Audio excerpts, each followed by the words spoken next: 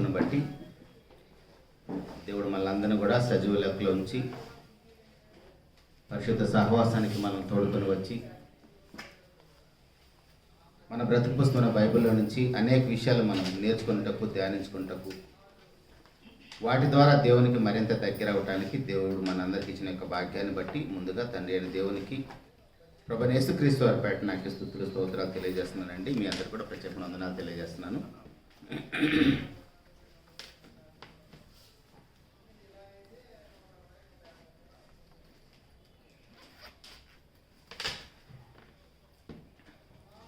ప్రియ దేవుని సంగమా, ఈరోజు ఒక మంచి విషయాన్ని మనం నేర్చుకునే ప్రయత్నం చేద్దాం. దీని ఒక మహాకృపను బట్టి వినబడుతున్న ప్రతి మాట కూడా మన ఆత్మను రక్షించుటకు శక్తి కలిగిన వాక్యమని మనం అందరం కూడా జాగ్రత్తగా సాత్వికంతో అంగీకరించుటకు మన మనసులను సిద్ధం చేసుకుందాం. ఆల్రెడీ వాక్యం కోసం ప్రార్థన చేయబడింది కాబట్టి డైరెక్ట్గా వాక్య ధ్యానంలోకి వెళ్దాం.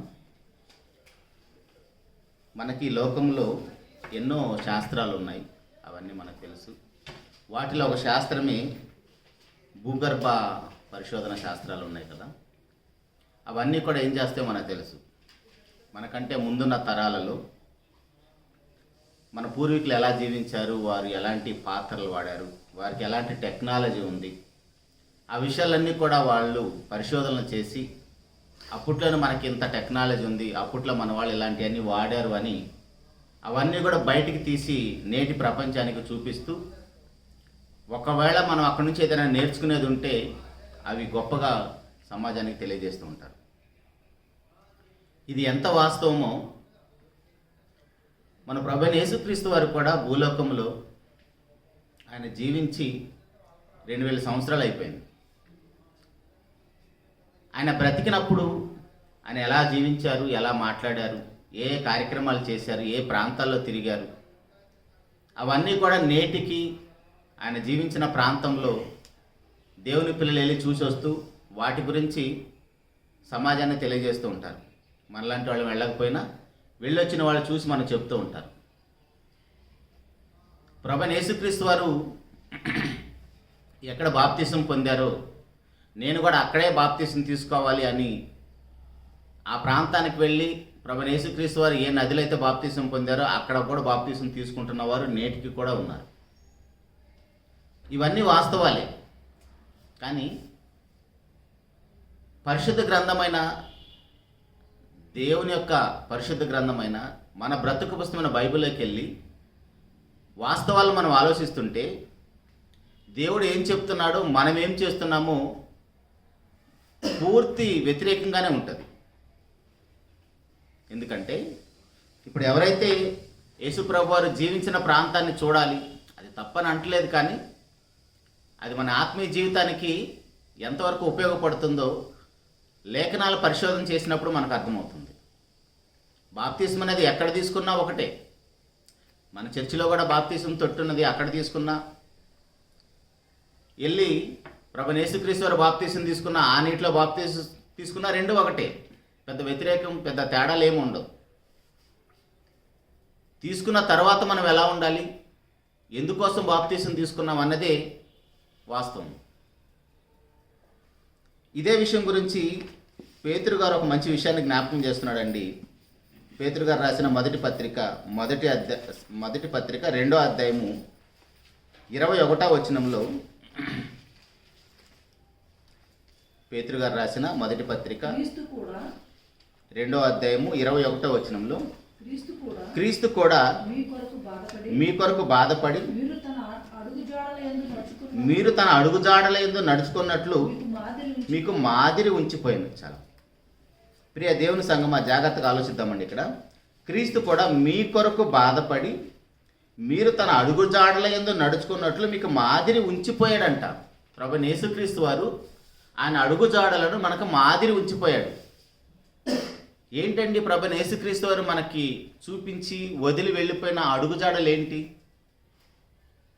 అడుగుజాడలు మనం ఎలా గుర్తిస్తాము? అసలు అడుగుజాడలు ఏమైనా కనిపిస్తున్నాయా మనకి? ఆయన తిరిగిన ప్రాంతానికి వెళితే ఇప్పటికి కూడా ఆ ముద్రలు ఏమైనా కనబడతాయా? జంతువులు ఎలాగైతే అడవిలో తిరిగినప్పుడు పెద్ద పెద్ద జంతువులు వెళ్ళినప్పుడు అక్కడ ఏమైనా తడిగా ఉంటే ఆ అచ్చులను బట్టి పలానా జంతువు వెళ్ళిందని చెప్పినట్టుగా యేసుప్రభు వారు బ్రతికి ఉన్న ప్రాంతంలో ఆయన ఎక్కడెక్కడ తిరిగాడు? నేటికి అడుగులు ఏమైనా ఉన్నాయా? లేవు కదా. ఉండటానికి అవకాశం ఉందా? ఆయన ఏమైనా అడుగేస్తే ఏనుగు పాదం అంత లోతుగా ఏమైనా పడుతుందా? అంత బరువుగా ఏమైనా ఉంటుందా? మనలాంటి నరమాతృడుగా వచ్చాడు కదా ప్రభు వారు కూడా. మన అడుగులు ఎక్కడైనా కనపడుతున్నాయా?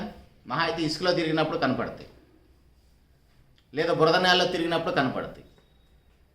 మరి ఇక్కడ ప్రభువారి గురించి అపోస్తలుడైన పేతురు గారు ఏం మాట్లాడుతున్నాడు? క్రీస్తు కూడా మీ కొరకు బాధపడి మీరు తన అడుగు జాడలందు నడుచుకున్నట్లు మీకు మాదిరి ఉంచిపోయాను. నేటి సమాజంలో మరి ముఖ్యంగా ఈ మధ్య కాలంలో మనం వింటున్న వార్తలు మన ప్రభువారి గురించి, మన నాథుడి గురించి ఎంత చులకన భావంతో మాట్లాడుతున్నారో మనకు తెలియనేమి కాదు. ఇక్కడ ఆయన బాధపడింది తన గురించా మన గురించా? చూడండి, అక్కడ క్రీస్తు కూడా మీ కొరకు బాధపడి మన కోసమే బాధపడ్డాడు, మన కోసమే భూలోకానికి వచ్చాడు, మన కోసమే ఎన్ని శ్రమలైనా, ఎన్ని ఇబ్బందులైనా, ఎన్ని అవమానాలైనా భరించాడు. కానీ అవి మన కోసం చేస్తున్నాడన్న సంగతి పక్కన పెట్టేసి నీలా నాలా ఒక సాదా మనిషిలాగా ఆలోచిస్తూ ప్రభువారిని ఎలా హేళనం చేస్తున్నారు, ఎలా దూషిస్తున్నారో క్రైస్తవేతరులు అలా మాట్లాడితే వాళ్ళకి పరిశుద్ధ గ్రంథం అర్థం కాలేదు కాబట్టి వాళ్ళు ఎలాగైనా మాట్లాడవచ్చు, వాళ్ళకి తెలియదు కాబట్టి. ఆయన భూలోకంలో నరమాతృడుగా ఉండి, మనిషి కుమారుడుగా ఉండి, రక్తమాంసాల్లో ఉండి, మనలాంటి శరీరాన్ని ధరించుకొని కూడా ఇప్పుడు మనకున్న బాధలు, కష్టాలు, మన ఏడుపులన్నీ దేని గురించి? ఆర్థిక ఇబ్బందులు, అనారోగ్య సమస్యలు, కుటుంబ సమస్యలు, ఐక్య విచారాలు, వీటి గురించి. అలాంటివైనా ప్రభువారికి ఉంటాయా? మరి ఎందుకు ఆయనకు బాధలేంటి? సో ప్రభువారిని మనం ఎలా ఆలోచిస్తామంటే, మనం ఏ ఇబ్బందులు పడుతున్నామో మనలాంటి ఇబ్బందులు ఆయనకు ఉన్నాయి అనుకొని ఆయన దేవుడు అన్న సంగతి మర్చిపోయి ఒక నరమాతృలాగానే ఆలోచిస్తున్నాం. కానీ బైబిల్లో భక్తులందరూ కూడా ప్రభువాన్ని ఎంత గొప్పగా అర్థం చేసుకున్నారంటే, క్రీస్తు కూడా మీ కొరకు బాధపడి మీరు తన అడుగుజాడల యందు నడుచుకున్నట్లు. ఏంటి అడుగుజాడలు? ఒకసారి మనకున్న ఈ కొద్దిపాటి సమయంలో కొన్ని విషయాలు ఆలోచించే ప్రయత్నం చేద్దామండి. ప్రభువారు మనకు ఉంచిపోయిన ఆ మాదిరికరమైన అడుగులేంటి? ఆ అడుగుల్లో మనం అడుగులేసుకుంటూ ఒకవేళ మనం ఈ భూలోక యాత్రను ముగిస్తే, మరలా చెప్తున్నాను, ప్రభువైన యేసుక్రీస్తు వారి యొక్క అడుగు జాడల్లో మనం నడుస్తూ ఈ భూలోక యాత్రను మనం ముగిస్తే ఖచ్చితంగా మనకు పరలోకం వస్తుంది. ఆ అడుగు జాడలు ఏంటో కొన్ని మనం ఆలోచించే ప్రయత్నం చేద్దాం. నిజానికి ఆయన భూలోకానికి వచ్చినప్పుడు ఎవరండి? ఆయన ఎవరుగా వచ్చాడు? మనందరికీ బాగా తెలిసిన మాట. మత్తయి సువార్త 22వ అధ్యాయము మొదటి నుంచి.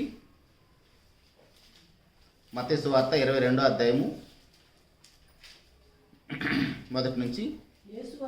యేసు వారికి ఉత్తరం ఇచ్చుచు తిరిగి ఉపమాన రీతిగా ఇట్లా, నేను పరలోక రాజ్యము తన కుమారునికి పెళ్లి విందు చేసిన ఒక రాజుని పోలి ఉన్నది. చాలక ఇక్కడ పరిస్థితి ఏంటంటే, ఈ కుమారుడు ఎవరు?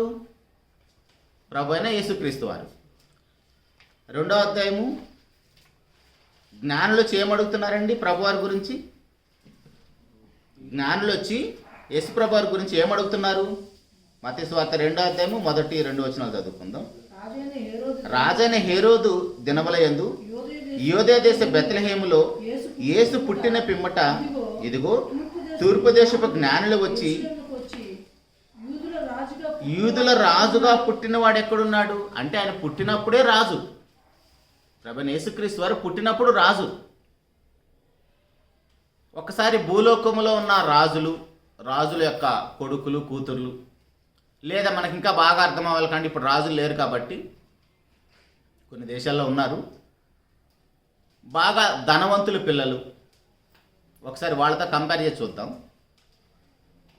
బాగా ధనవంతుల పిల్లలు వారు ఎలా జీవిస్తారు, పేదవారి పిల్లలు ఎలా జీవిస్తారు, అది అర్థమైతే ప్రభువైన యేసుక్రీస్తు వారు భూలోకానికి వచ్చినప్పుడే ఆయన రాజుగా వచ్చాడు, రాజకుమారుడుగా వచ్చాడు.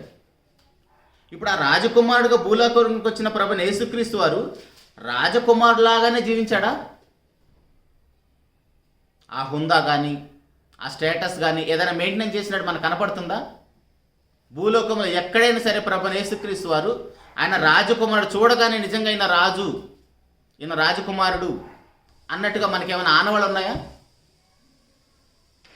ఎక్కడా కనపడవు. భూలోకంలో మనం చూస్తున్న రాజుల యొక్క చరిత్ర మనకు తెలుసు కాబట్టి హిస్టరీలో మనం చదువుకుంటాం ఎంతోమంది రాజుల చరిత్ర.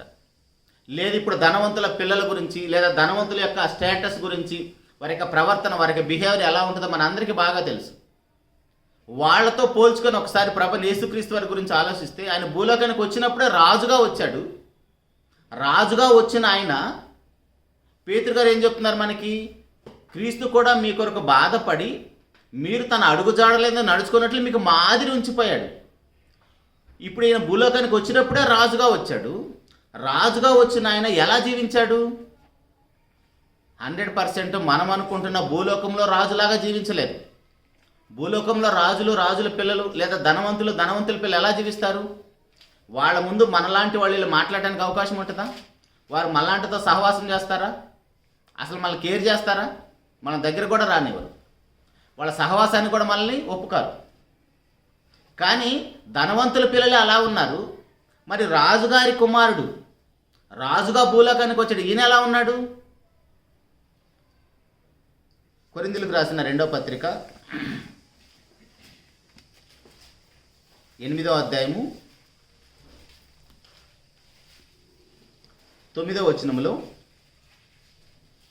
కొరింథీయులకు రాసిన 2వ పత్రిక 8వ అధ్యాయం 9వ వచనములో, మీరు మన ప్రభువైన యేసుక్రీస్తు కృపను ఎరుగుదురు కదా, ఆయన ధనవంతుడయుండి మీరు తన దారిద్ర్యము వలన ధనవంతులు కావాలని మీ నిమిత్తము దరిద్రుడాయను.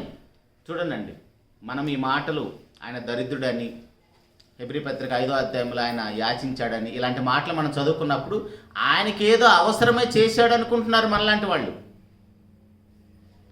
ఆయన ఎవరి నిమిత్తం దరిద్రుడయ్యాడంట? పోనీ మన దరిద్రానికి ప్రభువైన యేసుక్రీస్తు వారి దరిద్రానికి ఒకసారి కంపేర్ చేసుకొని చూసుకుంటే మన దరిద్రం ఎలా ఉంటుంది? ప్రభువైన యేసుక్రీస్తు వారి యొక్క దరిద్రుడు అని చెప్తుంది వాక్యం మనకి. ఆయన దరిద్రం ఎలా ఉంది? ఎందుకు ఆయన దరిద్రుడిగా పిలువబడ్డాడు? ఎందుకు దరిద్రుడిగా ఉన్నాడు ఆయన? అసలు ఆయన ఒరిజినల్ స్టేటస్ ఏంటి? అది ఆలోచిస్తే ఆయన దరిద్రుడు అని అనగలమా మనం? కలిగి ఉన్నది ఏది ఆయన లేకుండా కలగలేదు. మనకు సడన్గా ఒక్కోసారి 100 రూపాయలు కూడా దొరకవు. ఒకప్పుడంటే 10 రూపాయలు అంటే చాలా ఎక్కువ, ఇప్పుడు 100 రూపాయలు చాలా తక్కువ. ఎందుకంటే ఎవరు ఏ పని చేసుకున్న వారికైనా మినిమం 1000 రూపాయలు కూలి ఉంది. ఉద్యోగస్తుల సంగతి వేరే. అలాంటప్పుడు ఎవరికైనా 100 రూపాయలు అంటే చాలా చీప్. ఇప్పుడు అట్లాంటిది మన దరిద్రంతో ప్రభువైన యేసుక్రీస్తు వారి దరిద్రాన్ని, ఆయన దరిద్రుడిగా పిలువబడ్డాడు కదా, దాన్ని కంపేర్ చేసి చూసినప్పుడు మనలాంటి దరిద్రుడేనా ఆయన? మన కోసం ఆయన మనలాంటి దరిద్రపు స్థితిలో ఉన్న వారిని కూడా ఆయన స్థితికి సమానంగా చేయటానికి దరిద్రుడయ్యాడు. ఇందాక మనం మాట్లాడుకున్నట్టుగా ధనవంతుల పిల్లలు మనతో సహవాసం చేయరు. కానీ ఆయన ధనవంతుడై ఉండి మన నిమిత్తం దరిద్రుడై మనల్ని కూడా ధనవంతులు చేయడానికి ఆయన దరిద్రుడిగా మన స్థాయికి దిగొచ్చాడు. మన స్థాయికి దిగొచ్చినంత మాత్రాన మనం దరిద్రుడు అనొచ్చా? ఒరిజినల్గా ఆయన రాజు, ఒరిజినల్గా ఆయన దేవుడు, కలిగి ఉన్నది ఏది ఆయన లేకుండా కలగలేదు. మన కోసం దరిద్రుడిగా భూలోకంలో అడుగుపెట్టినప్పుడు ఆయన దరిద్రుడు అనటానికి మనకు సాహసం చేయొచ్చా? ఆయన ఒరిజినల్ స్టేటస్ మన హృదయంలో ఉంటే నోరు తెరిచి ఒక మాట అనలేము. ఇప్పుడు ఆయన రాజు కదా, పుట్టినప్పుడే రాజు కదా, వచ్చిన జ్ఞానుడు. ఆయన భూలోకంలో ఎప్పుడైతే అడుగు పెట్టాడో, పాపులున్న లోకంలో ఆయన పాదం తాకిందో ఖగోళంలోని వింతలు, ఖగోళమంతా కూడా ఆ వింతలు జరగటం వల్ల జ్ఞానులు దాన్ని బట్టి వెతుక్కుంటూ వచ్చారు. యూదుల రాజుగా పుట్టినవాడు ఎక్కడున్నాడు? మనం పుట్టినప్పుడు ఏమన్నా అలాంటి పరిస్థితులు ఉన్నాయండి? ఎవరైతే ప్రభువైన యేసుక్రీస్తు వారి గురించి నోరు పారేసుకుంటున్నారో, నోరు జారుతున్నారు, వారు ఇష్టం వచ్చినట్టు మాట్లాడుతున్నారు, మనం పుట్టినప్పుడు అలాంటి స్థితిగతులు ఏమైనా ఉన్నాయా? అసలు మనం పుట్టినప్పుడు దేకినోడే లేడు.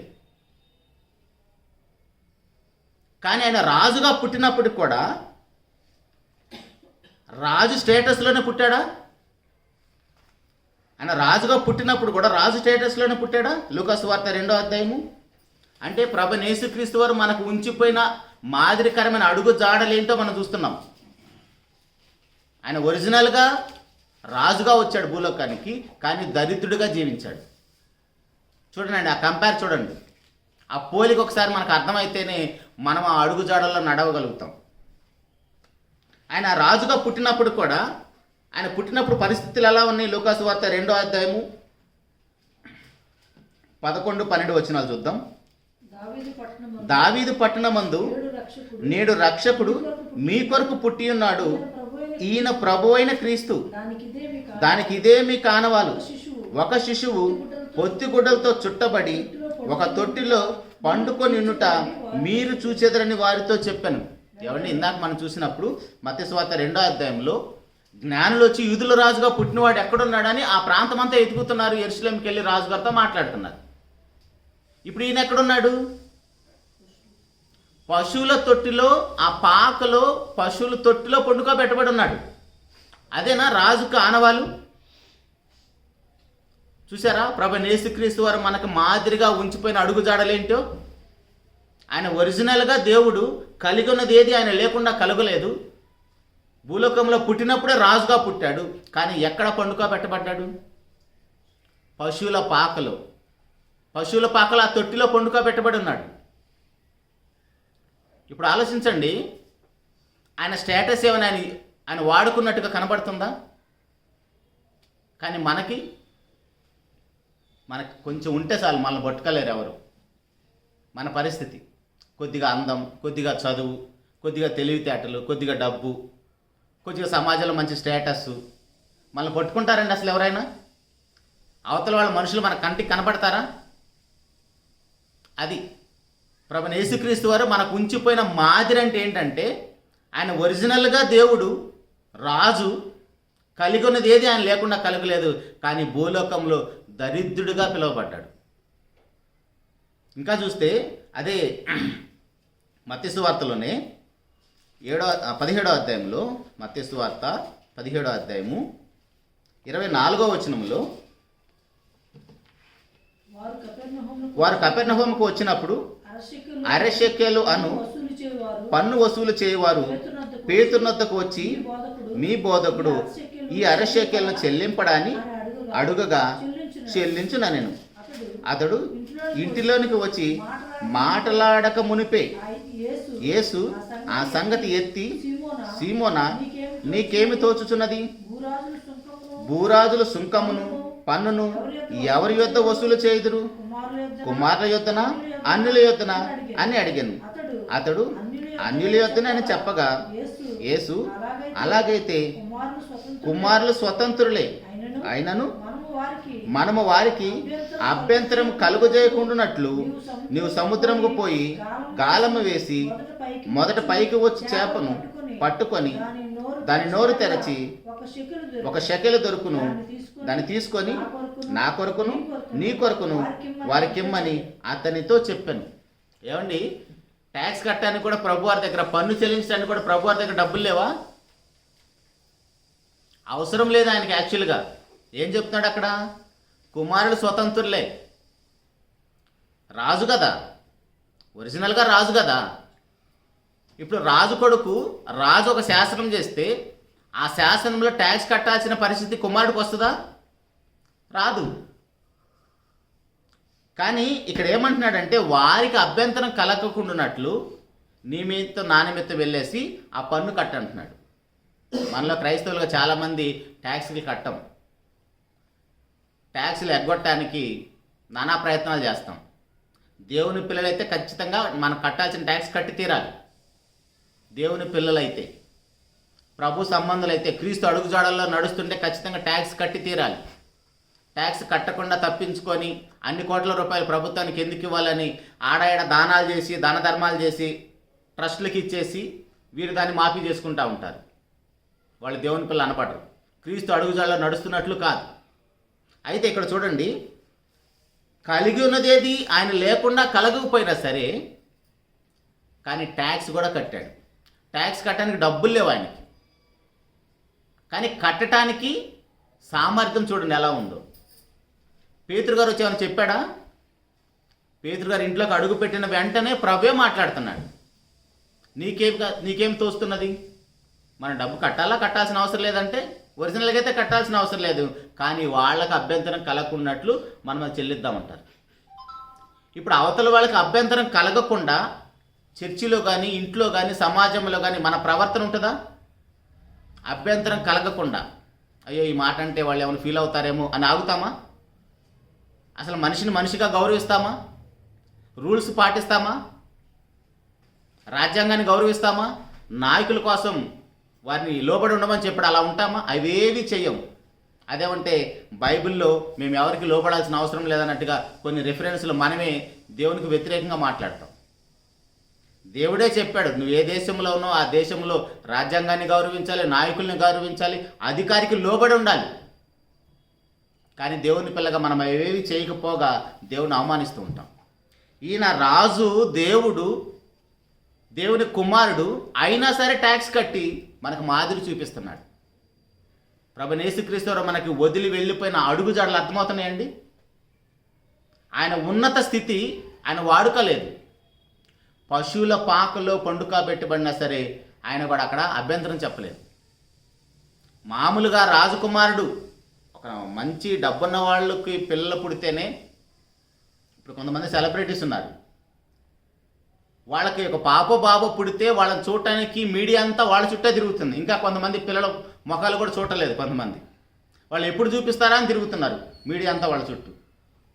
ఇప్పుడు రాజకుమారుడు పరలోకము నుంచి భూలోకానికి అడుగు పెడుతున్న ఆ సమయంలో రాజకుమారుడు పుట్టాడన్నప్పుడు ఆ జ్ఞానులు ఎతుకుతున్నప్పుడు వాళ్ళు వెళ్ళి ఎక్కడ ఎతుకుతున్నారు? పశువుల పాక వచ్చారా?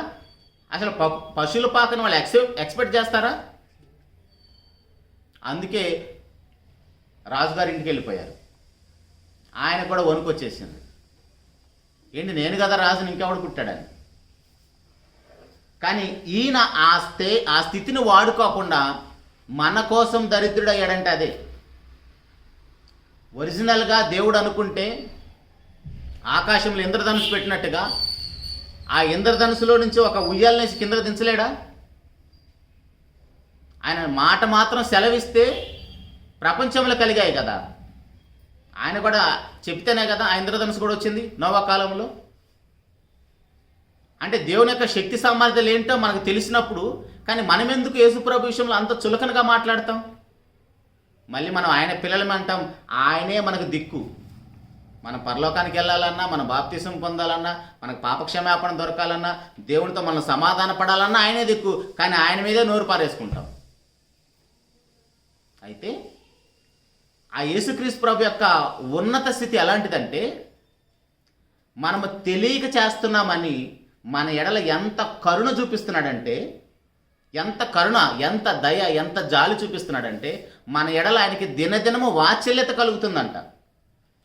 కాబట్టే మనం ఇన్ని పాపాలు చేస్తున్నా, ఇన్ని నేరాలు చేస్తున్నా, ఆయన మీద నోరు పారేసుకుంటున్నా బ్రతికి బట్టగట్టగలుగుతున్నాం భూమి మీద. కానీ ఆయన మాత్రం మనం గుర్తించట్లేదు. ఆయన స్టేటస్ అంత గొప్పదైనా సరే అంతగా తగ్గించుకున్నాడు, అంతగా దరిద్రుడై పశువుల పాకలో పండుకున్నాడు. యోహాను సువార్త 1:1 మనందరికీ బాగా తెలిసిన మాట.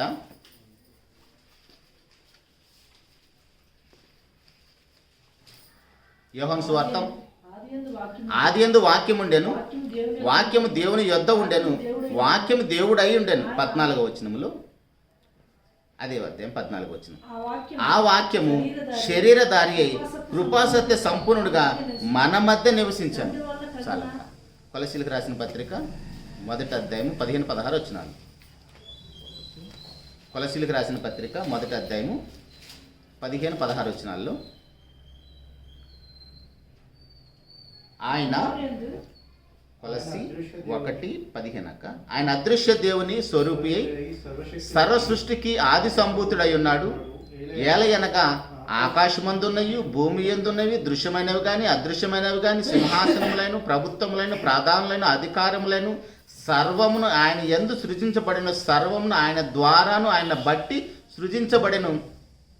అదండి ఆయన యొక్క స్టేటస్. ప్రభువైన యేసుక్రీస్తు వారి గురించి మాట్లాడుతున్న రాయబడిన మాటలు. ఆయన దేవుడు, కలిగి ఉన్నది ఏది ఆయన లేకుండా కలగలేదు. పరలోకమందు కానీ, భూమి మీద కానీ, పాతాళం కానీ, ఎక్కడైనా సమస్తము ఆయన ద్వారానే, ఆయన బట్టి, ఆయన కొరకు కలుగు చేయబడ్డాయి. ఆ దేవుడు ఇందాక మనం చదువుకున్న 1:14 శరీరధారిగా భూలోకానికి వచ్చాడు. యోహాను సువార్తలో శరీరధారిగా భూలోకానికి వచ్చి ఆ స్థితిని ఏది వాడుకోకుండా మనకి ఎలా మాదిరి చూపించాడంటే అన్ని విషయాల్లో తగ్గే ఉన్నాడు. అన్ని విషయాల్లో తగ్గి మనకు మాదిరి చూపించి మన స్థాయికి దిగొచ్చేసి మనల్ని తన స్థాయికి తీసుకుని వెళ్ళాడు. కానీ మనమేమో ఆయన ఎంత చులకనగా చూస్తామంటే, అదే యేసుక్రీస్తు ప్రభువారు భూలోకానికి వచ్చేటప్పుడు ఎలా వచ్చాడంటే, ఎందుకంటే మనల్ని తన స్థాయికి తీసుకుని వెళ్ళాలంటే అంత చిన్న విషయం కాదండి.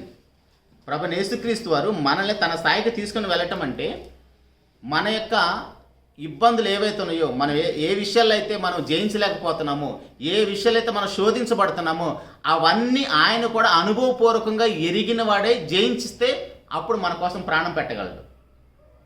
కాబట్టి ఆయన దేవదూతల స్వభావాన్ని ధరించుకొనకుండా అబ్రహాము సంతాన స్వభావంలో భూలోకానికి వచ్చాడు. హెబ్రీయులకు రాసిన పత్రిక 2వ అధ్యాయము 16వ వచనములో, హెబ్రీయులకు రాసిన పత్రిక 2వ అధ్యాయము 16వ వచనములో, ఏలయనగా ఆయన అంటే ప్రభువైన యేసుక్రీస్తు ఎంత మాత్రమును దేవదూతల స్వభావం ధరించుకొనక అబ్రహాము సంతాన స్వభావం ధరించుకొని ఉన్నాడు.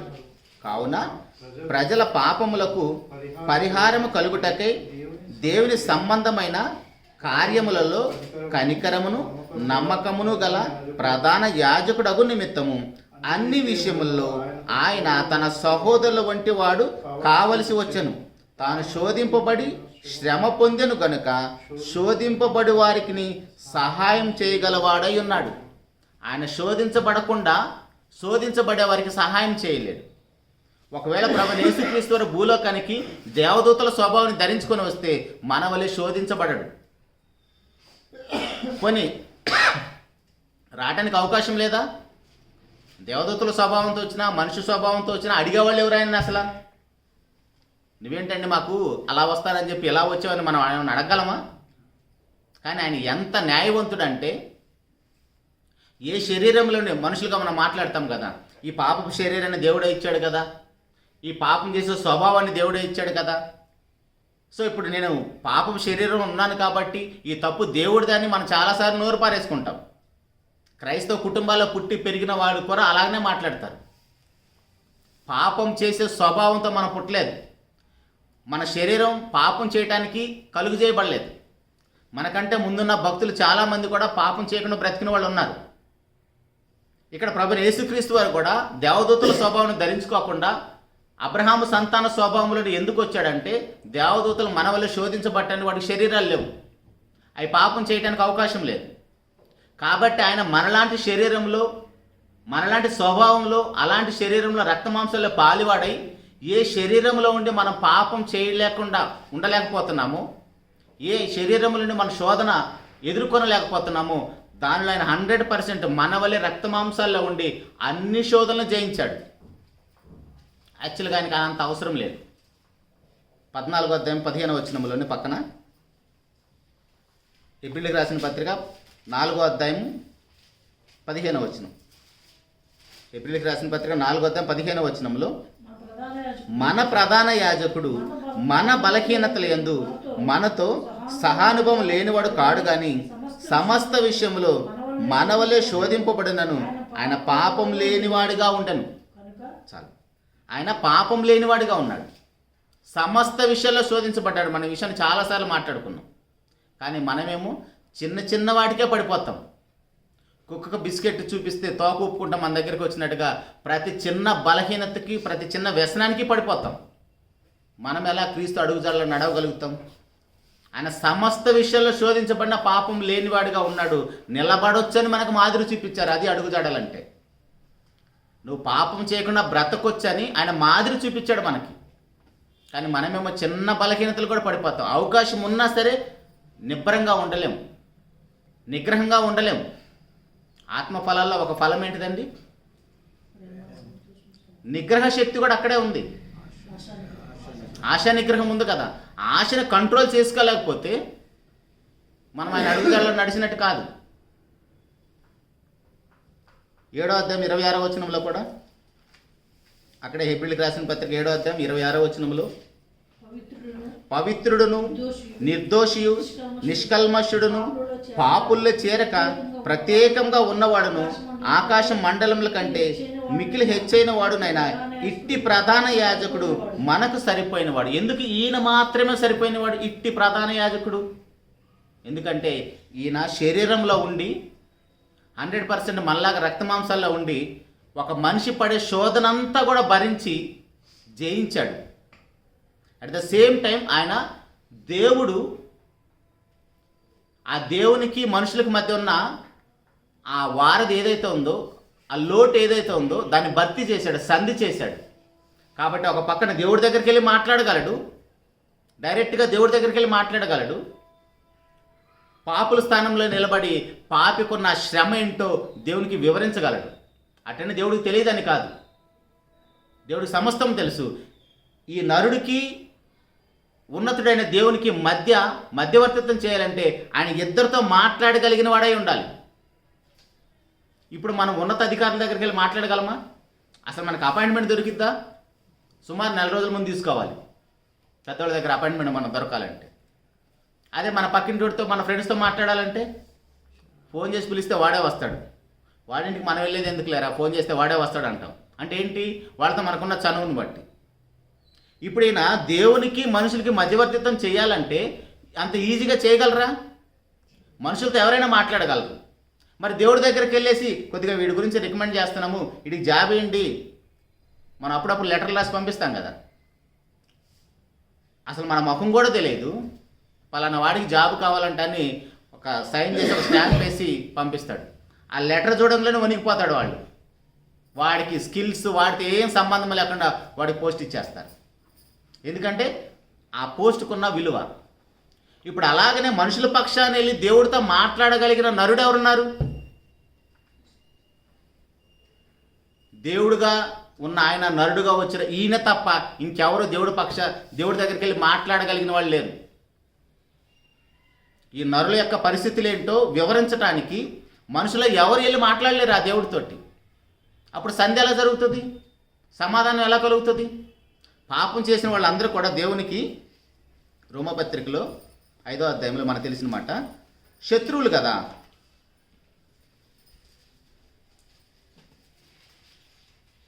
రోమిలికి రాసిన పత్రిక 5వ అధ్యాయము 8-9 వచనంలో, కాబట్టి ఆయన రక్తము వలన ఇప్పుడు నీతిమంతులుగా తీర్చబడి మరింత నిశ్చయముగా ఆయన ద్వారా ఉగ్రత నుండి రక్షించబడదుము. ఎలయనగా శత్రులమై ఉండగా ఆయన కుమారుని మరణము ద్వారా మనము దేవునితో సమాధానపరచబడిన వారమై ఆయన జీవించడం చేత మరి నిశ్చయంగా రక్షించబడదుము. ఇప్పుడు శత్రుత్వం ఎక్కడుంది? ఎవరైతే పాపం చేస్తున్నారో పాపులందరూ కూడా పరిశుద్ధుడైన దేవునికి శత్రువులు. మరి ఆ శత్రుత్వం పోవాలంటే ఇద్దరికి సంధి జరగాలి, ఇద్దరికి సమాధానపరచాలి. మామూలుగానే మనకి పక్క దేశంతో శత్రుత్వం ఉంటేనే మనం ప్రశాంతంగా ఉండలేము. కొన్ని యుద్ధాలు జరుగుతున్నాయి ఇప్పటికి కూడా. పక్కింటి వాళ్ళతో మనకి శత్రుత్వం ఉంటే ప్రశాంతంగా ఇంట్లో పండుకోలేం, వాడు ఎప్పుడో చేంజ్ చేస్తాడు అన్నాడు. ఇంకా ఇంట్లో శత్రువులు ఉంటే ప్రశాంతంగా నిద్రపోలేము. అట్లాంటిది సృష్టికర్త అయిన దేవునితోనే మనకు శత్రుత్వం ఉంటే 6 నెలల మీద మనం బ్రతకగలమా? కాబట్టి ఆ దేవునితో మనకి సమాధానం కావాలి. నిజానికి మనం వెళ్ళి పెద్దవాళ్ళతో సమాధాన పడాలి. కాళ్ళు ఏళ్ళపడి బతిమలాడుకొని ఇంకా 10 మందిని వేసుకొని పోయి మనం ఆయన్ని వేడుకోవాలి. కానీ ఆయనే చూడండి, మనం అంటే ఆయనకి ఆ దేవునికి ఎంత ప్రేమ అంటే ఆయనే 10 మెట్లు దిగెచ్చేసి వచ్చి నాయన నాతో సమాధాన పడండి అని సువార్త ద్వారా మనతో బ్రతిమలాడుతున్నాడండి. ఇది కాదా మాదిరి? మన శత్రువుతో మనం ఫోన్ చేసి మాట్లాడగలమా? మన శత్రువు ఇంటికి మనం వెళ్ళగలమా? వాడితో నేను మాట్లాడేది అంటాం. సేవకులైనా సరే, విశ్వాసులమైనా సరే, బైబిల్ కలిగిన వారమైనా సరే. కానీ ఈ ప్రభుని యేసుక్రీస్తు వారు మనం చూపిస్తున్న మాదిరి ఎలాంటిదంటే ఆయనే 10 మెట్లు దిగేసి వచ్చి అనంతుడైన దేవుడు అధముడైన మనిషితోటి సమాధాన పడమని ఆయన బ్రతిమలాడుతున్నాడండి. 5వ అధ్యాయము కొరింథీయులకు రాసిన 2వ పత్రికలో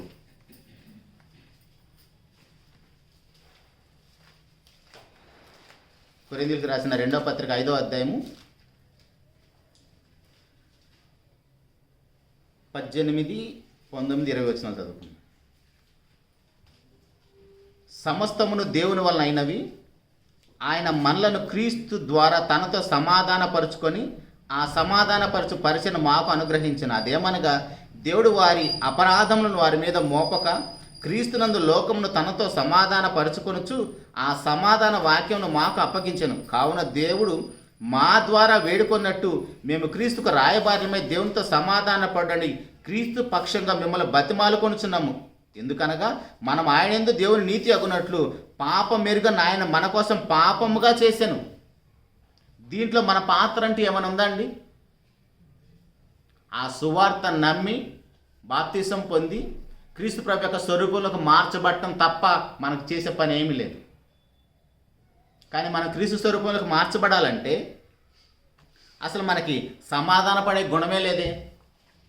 మనకి ఇంట్లోని శత్రువులే, సంఘంలో శత్రువులే, సమాజంలో శత్రువులే, మన ఉద్యోగాలు చేసే దగ్గర శత్రువులే, మన బంధుమిత్రులతో శత్రువులే. మనం ఎలా క్రీస్తు అడుగుజాలను నడిచి పరలోకానికి వెళ్ళగలం? అవన్నీ పోవాలి. ఆయన అడుగుజాడాలంటే ఏదో బైబిల్ చదవటం, బైబిల్ బోధించటం, బైబిల్ వినటం కాదు. ప్రభువైన యేసుక్రీస్తు వారి యొక్క గుణ లక్షణాలు ఏంటో అవి మన జీవితంలో చూపించాలి. అది అడుగుజాడలను అడగటం అంటే.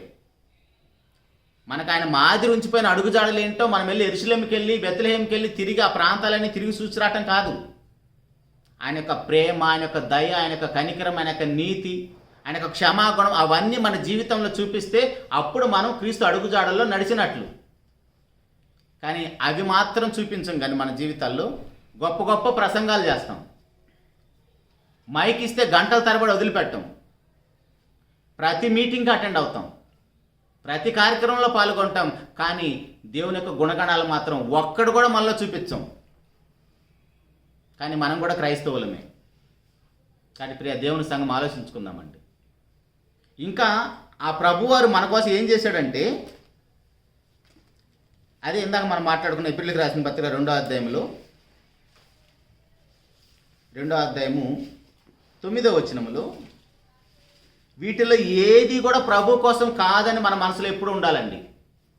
ప్రభువైన యేసుక్రీస్తు వారు దరిద్రుడైన పశువుల పాకలో పండుకున్న, ఇది ఇప్పుడు మరణించినా కూడా 2వ అధ్యాయం 9వ వచనం ఎబ్రియులకు రాసిన పత్రిక, దేవుని కృప వలన ఆయన ప్రతి మనిషిని కొరకు మరణము అనుభవించినట్లుగా దూతల కంటే కొంచెం తక్కువ వాడిగా చేయబడిన యేసు మరణము పొందినందున మహిమా ప్రభావములతో కిరీటము ధరించిన వానిగా ఆయనను చూచుచున్నాము. ఎందుకంటే దేవదూతల కంటే కూడా తక్కువగా చేయబడ్డాడు. అలా దేవదూతల కంటే కూడా తక్కువగా చేయబడితేనే నా స్థానంలో మరణించగలడు. అసలు యేసుప్రభు వారు మన స్థానంలో మరణించాడంటేనే నోరు తెరిచి ఒక్క మాట అంటానికి కూడా మనం సాహసం చేయకూడదు. ఒకవేళ అర్థమైతే ఆ మరణం, దరిద్రుడు, యాచకుడు, ఇవన్నీ మాటలు చాలా చిన్న చిన్న విషయాలు. అసలు ఆయన నా స్థానంలో, నేను మరణించవలసిన స్థానంలో నా ప్లేస్లో నన్ను పక్కన నెట్టేసి దేవుని యొక్క న్యాయమైన చట్టాన్ని బట్టి ఆ స్థానంలో నేను మరణించాలి. ఇప్పుడు ఇక్కడ జడ్జి ఉన్నాడండి, బోన్లో మనం నిలబడ్డాం. జడ్జి దేవుడు అనుకుంటే అక్కడ ఆ బోన్లో మనం నిలబడ్డాం, శిక్ష మనం అనుభవించాలి. దేవుడు అక్కడ జడ్జి ఏమంటున్నాడంటే, అరే బాబు నువ్వు పక్కకు రా, ఆయన పక్కకు రమ్మనేసి తన కుమారుని వచ్చేసి ఆ స్థానంలో, మన స్థానంలో నిలబెట్టేసి జడ్జి గారు ఆయనకు మరణశిక్ష వేశాడు, మనల్ని పక్కకు జరిపి. అది సరిపోదు అసలు ప్రభు అని మనం నోరెత్తి ఒక మాట అనకుండా బ్రతకటానికి. ఎందుకంటే ఆ శిక్ష మన మీద పడితే పాతాళానికి వెళ్ళిపోతాం. మనం ఆ మరణం మనం అనుభవిస్తే పాతాళానికి వెళ్ళిపోతాం. కానీ మనల్ని రక్షించి నా స్థానంలో మరణించిన ప్రభుని మనం నోరు జారటానికి మనకి ఎలా వస్తున్నాయి మాటలు? ఏం అర్థం కావట్లేదండి. క్రైస్తవ సమాజంలో దేవుని పిల్లలు అనుకుంటున్న మనకి ఆ క్రీస్తు ప్రభు వారిని ఏదో నోటి మాటతో 4 మాటలు చెప్తే సరిపోతుంది అనుకుంటున్నాం. ఏదో బైబిల్లో 10 రెఫరెన్స్లు వచ్చినంత మాత్రాన, 10 వాక్యాలు వచ్చినంత మాత్రాన క్రీస్తు అడుగుజాడల్లో నడిచినట్లు కాదు. ఆయన సమస్త విషయాల్లో మనకు మాదిరి. వాక్యం చెప్పే ప్రతి సేవకుడు ఎవరైనా సరే సంఘానికి వస్తున్న ప్రతి విశ్వాసి ఎవరైనా సరే స్త్రీ పురుషులతో భేదం లేకుండా ప్రభువైన యేసుక్రీస్తు వారి అడుగుజాడలను నడవటం అంటే ఆయన క్యారెక్టర్తో నడవటం. మత్తయి సువార్త 11వ అధ్యాయము మనకు తెలిసిన మాట 29వ వచనంలో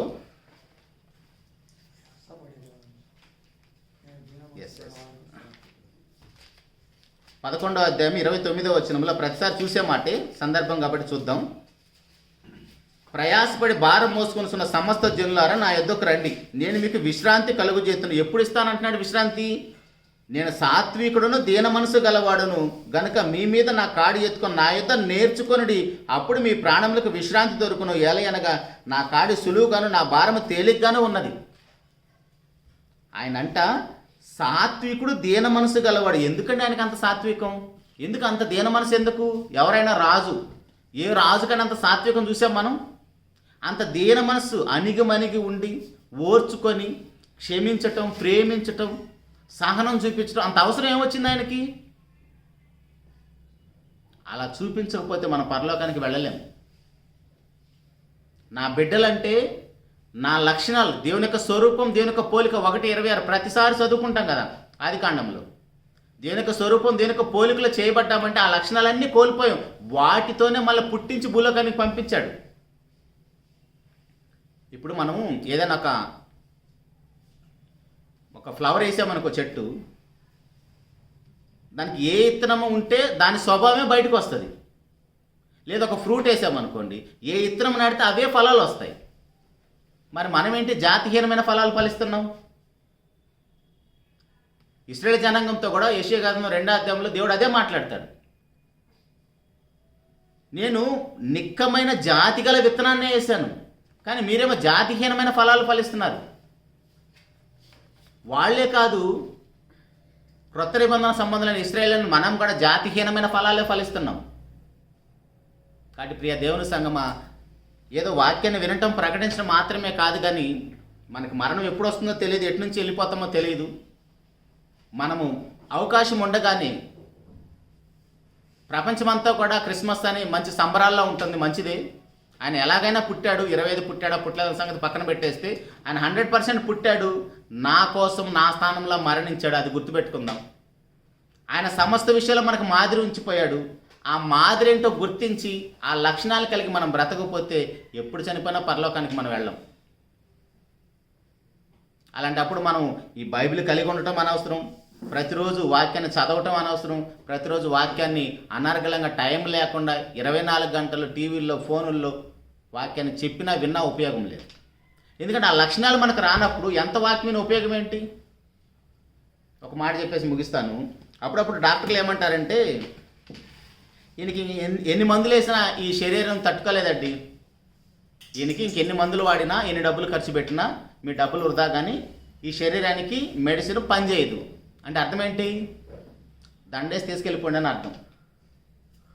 ఎందుకంటే మెడిసిన్ పనిచేయదు, బ్రతికే ఉన్నాడు, ఆ బాడీ తట్టుకోవటం లేదు. ఏ మెడిసిన్ ఇచ్చినా ఆ బాడీ దాన్ని రిసీవ్ చేసుకోలేకపోతుంది. సో ఇప్పుడు మన పరిస్థితి కూడా అలాగనే ఉంది. మరి ముఖ్యంగా క్రైస్తవ కుటుంబాల్లో పుట్టి పెరిగిన మనకి ఎంత దౌర్భాగ్యమైన పరిస్థితి అంటే, యేసు ప్రభువే కదా నిన్న మొన్న చిన్నప్పటి నుంచి వింటున్నాం అని నిన్న మొన్నటి వాడని బయట సమాజంలో అంటున్నా సరే పట్టించుకోకుండా, కానీ ఏదో 1-2 మాటలు పట్టుకొని మహానుభావులు అయిపోయిన వాళ్ళు ఎంతోమంది ఉన్నారు లోకంలో. ఇప్పుడు మన జాతిపిత ఉన్నాడండి. ఎలా జాతిపిత అయ్యాడు ఆయన? యేసుప్రభు వారు చెప్పిన ఒక మాట పట్టుకొని జాతిపిత అయిపోయాడు. ఆయన మహాత్ముడయ్యాడు, మనిషి మహాత్ముడైపోయాడు. యేసుప్రభు వారు చెప్పిన ఒక మాటను బట్టి, ఏంటి ఆ మాట? ఈ చెంప కొడితే ఆ చెంప చూపించమన్నాడు. అది గాంధీ గారు చెప్పిన మాట, యేసుప్రభు వారు చెప్పిన మాట? యేసుప్రభు వారు చెప్పిన మాట పట్టుకొని, ఒక్క మాట పట్టుకొని మనిషి మహాత్ముడయ్యాడు. భారతదేశంలో ఇంత పెద్ద మహా గ్రంథాన్ని కలిగి మనం మాత్రం కనీసం మనిషిగా కూడా బ్రతకలేకపోతున్నాం.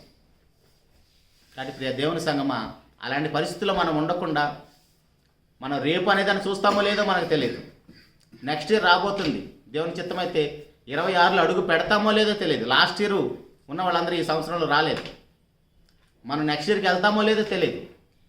బాప్తిసం పొందిన మనం అందరం ఖచ్చితంగా క్రీస్తు ప్రభువు యొక్క అడుగుజాడలో నడవటం అంటే ఆయన యొక్క గుణగణాలు మనలో కనపడాలి. ఇందాక మనం చదువుకున్న మత్తయి సువార్తలో 1:11-29లో వాక్యం మాత్రమే నేర్పలేదు ఆయన. ఆయనకు క్యారెక్టర్ చూపిస్తున్నాడు. నా యుద్ధం నేర్చుకోండి. వాక్యం మాత్రమే కాదు, ఆయనకు గుణగణాలు నేర్చుకోవాలి. కానీ మనకి అవేవి కనపట్లేదు చెప్పేవాళ్ళలో వినేవాళ్ళలో కూడా. అందుకే బయట సమాజం, క్రైస్తవేతర సమాజం క్రైస్తవుని నిందించడానికి కారణం మనమే. అలాంటి పరిస్థితుల్లో మనం లేకుండా ఈ యొక్క సంవత్సరం చివరిలో మనం ఉన్నాం. మన ద్వారా నెక్స్ట్ ఇయర్ అయినా కొంతమందినైనా దేవుని యొక్క రాజ్యములోకి, దేవుని యొక్క సమాజములోకి తెచ్చేటట్టుగా మన బ్రతుకులు, మన జీవితాన్ని వారికి పాఠంగా పెట్టి కనీసం కొత్త సంవత్సరం ఒకరినిద్దరినైనా దేవుని రాజ్యంలో చేర్చడానికి సిద్ధపడదాం. అలాంటి కృప తండ్రి అయిన దేవుడు మనందరికీ అనుగ్రహించాలని మనస్ఫూర్తిగా కోరుకుంటూ ఈ మాటలు ముగిస్తున్నానంటే ప్రార్థన చేసుకుందాం. సకల ఆశీర్వాదాలకు కారణభూతుడైన మా ప్రియ పరలోకపు తండ్రి, జీవం కలిగిన మా నాయన, మీకే స్తోత్రం తండ్రి. నిన్న నేడు ఏకరీతిగా ఉండి నాయన మా ఏడల తండ్రి మీరు చూపిన కృపకే స్తోత్రం తండ్రి. ఇంతవరకు నాయన మీ యొక్క ప్రియ కుమారుడు మా ప్రభువైన యేసుక్రీస్తు వారు ఆయన భూలోకానికి వచ్చిన నాటి నుంచి కూడా సమస్త విషయాల్లో నరులైన మా అందరికీ మాదిరి ఉంచాడు తండ్రి. ఆయన మా స్థాయికి దిగొచ్చి మమ్మల్ని మీ స్థాయికి తీసుకుని వెళ్ళటానికి మా స్థానంలో మరణించాడు. అయ్యా అందుని బట్టి స్తోత్రం తండ్రి. మా ప్రభువారు ఆయన యొక్క జాలి, ఆయన యొక్క దయ, ఆయన యొక్క కరుణ, ఆయన యొక్క వాత్సల్యం తండ్రి, ఆయన యొక్క క్షమ, ఆయన యొక్క ప్రేమ మేము కేవలం ప్రకటించేవారిగా కాకుండా వాటిని మా జీవితాలు చూపించేవారిగా, మా యొక్క ప్రవర్తన బట్టి తండ్రి అనేక మంది మీ సన్నిధికి మిమ్మల్ని వెతుక్కుంటూ వచ్చేటట్టుగా మా మాటలు, మా క్రియలు ఉండులాగా సహాయం చేయండి. మీ పాద సన్నిధిలో మా యొక్క ప్రతి బలహీనతను ఒప్పుకుంటున్నాం తండ్రి. మమ్మల్ని అందరినీ కనికరించండి నాయన.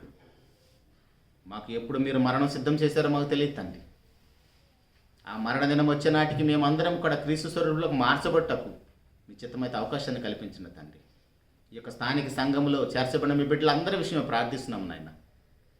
సంఘంలో చేర్చబడిన ఈ యొక్క బిడ్డ కూడా నశించిన నరకానికి వెళ్లకుండా తండ్రి, సంఘ సేవకులు, సంఘ పెద్దలు, స్త్రీలు, పురుషులు అందరూ కూడా తండ్రి ఒకరినొకరు హెచ్చరించుకుంటూ, బలపరుచుకుంటూ, ఎవరిలో ఏ లోపాలు ఉన్నాయో తండ్రి గుర్తించి ఆ లోపాలను సరిచేసుకుంటూ మీ బిడ్డలందరికీ కూడా అవకాశాన్ని కల్పించింది తండ్రి.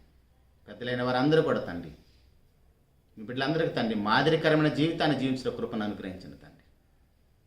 నన్ను అల్పుడే నేను నాకు మీ బిడ్డలతో మీ మాటలు పంచుకోవడానికి ఇచ్చిన భాగ్యాన్ని బట్టి స్తోత్రాలు చెల్లించుకుంటూ సమస్త మహిమ, ఘనత, ప్రభావాలు మీకు ఆరోపిస్తూ మీ యొక్క ప్రియ కుమారుడు మా ప్రభువైన యేసుక్రీస్తు వారి పరిశుద్ధమైన ఘనమైన నామములోని ప్రార్థించి అడిగి వేడుకొనుచున్నాము తండ్రి. అందరికీ వందనాలండి. Thank you.